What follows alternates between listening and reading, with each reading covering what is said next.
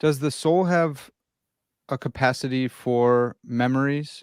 Because this is an argument that people will use against substance dualism. They'll say, "Look, substance dualism can't be true because we got this guy who got a rod shoved up through his brain, and his whole attitude changed." Or you think about memory loss. And then Dr. Michael Humer came on, and he believes in a soul. He's a substance dualist himself, though he's non-religious.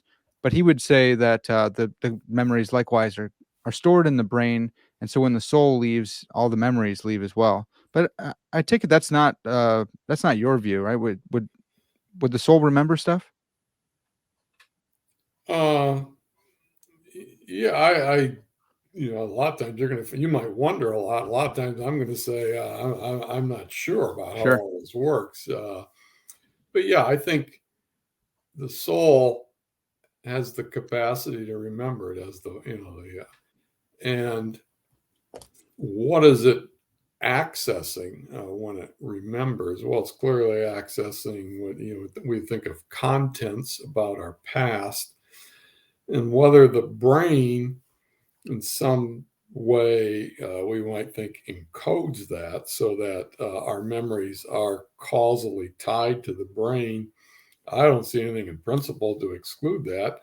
Uh, but I also don't see anything in principle myself to think that the soul couldn't remember disembodied if it ever becomes disembodied.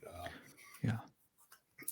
So that I don't know, some of the stuff is. I mean, let's be honest. I always say the soul body relationship is incredibly mysterious, and Yeah. we shouldn't be, in my mind, anyway, afraid or ever to admit that. There's a lot of things we don't understand how it works. Yeah.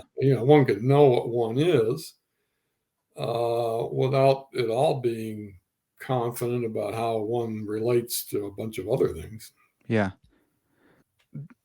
Yeah, that's good. There's a lot of different directions I want to go. I think I want to jump back really quick on the memory stuff and just think about Okay. the role of other evidence and commitments, and how that might shape our views, such as substance dualism. So, like near death experiences, if we do take any of those to be reliable ever, it seems like a lot of those where people have disembodied experiences, they remember stuff, or they see something on top of a cabinet that is too high for them to see while they're on the operating table or something. It seems like they're having these memories. Mm-hmm. And then likewise with with a resurrected body, if we are essentially our soul, and God gives us a new body, which is not identical, because the identity thesis is really weird when it comes to Christian theologians, the physicalism. Because Yeah.